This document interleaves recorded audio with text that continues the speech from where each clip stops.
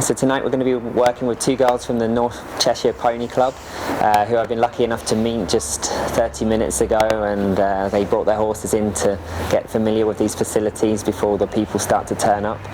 And I think we're going to keep things basic in general. I think the main idea of me being here is not to try and confuse anybody or to try and be too clever with what we're doing. I believe that the basics in the flat work and the rider's position is very important with show jumping.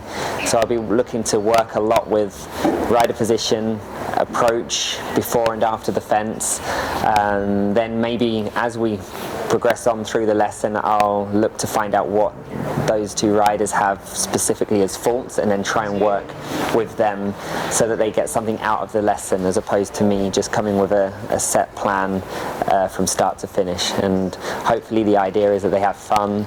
It's fun and entertaining for everybody else, but also it's educational and it's not too technical that we have too many questions at the end that people didn't understand. It's not important to jump the biggest we've ever jumped today. It's not the idea. I'd rather even jump this.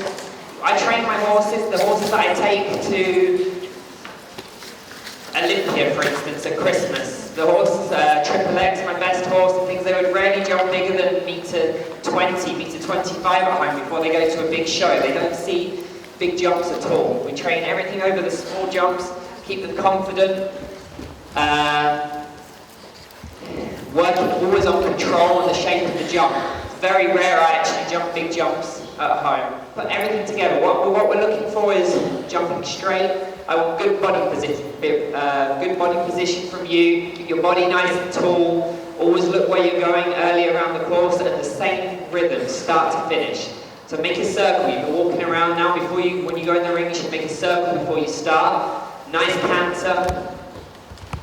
And get the rhythm set before you get to number one, and that should stay the same from start to finish.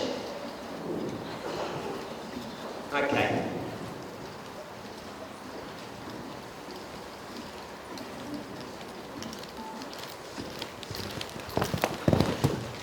Perfect. That's okay, don't look down at the jump. Look up, okay? Always look up to the next fence. Sit nice and tall, and when you jump this vertical, look at the oxer. Look up.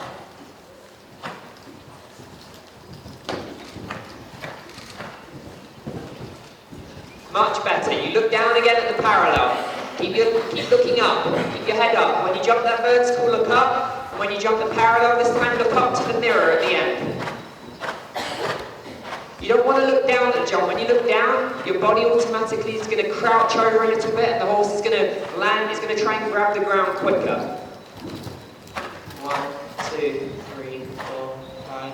Look up, look up, look up. Good, much better. It was like absolutely amazing. We learnt like so much, and he had some really like amazing tips, and I would have never thought of like some of the things he was telling me to do. And the things that he was saying sort of made sense in their own way. And after the fence, like my pony, he seems to get like very long in his canter. And Ben was saying instead of trying to pull him up and stop him, he was saying ride him forward and ride him like into an uphill canter. And instead of pulling him up, it sort of worked because it sort of made him more confident in his canter, and going into a fence, that really helps because it means I'm not messing with him and he can just do it in his own stride. Okay, yeah, so really similar. I learned, especially when I'm like going into a later distance or a double or something, just to leave him to it and let him jump the jump.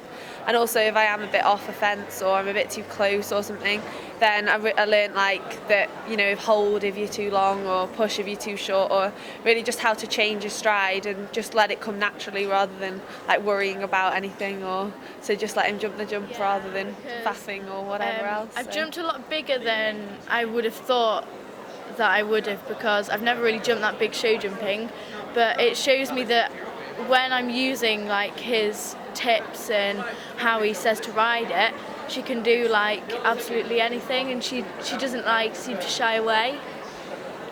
Yeah, so I'm probably like sort of the opposite really. Like at home, I sort of whack the fences up, and then I get to a show and think, oh, these are tiny or whatever. So like at home, I could jump sort of 120 or something, and then like at a show, they're like 90 centimeters a meter. So I'm thinking, oh yeah, really easy.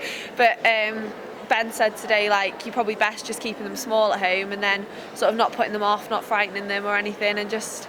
Then you get to the show and you're able then to push a bit more and get a bit more out of them rather than scare them or anything at home. So I think the important thing is if you learn one thing from today, then it's worth learning. I learn all the time from different people every day, and it's hard to keep it going, keep it entertaining for a period of 2 or 3 hours, but hopefully we did that and people can take home what they will from it, whether it be work hard or whether it be working on something that they find hard with their riding.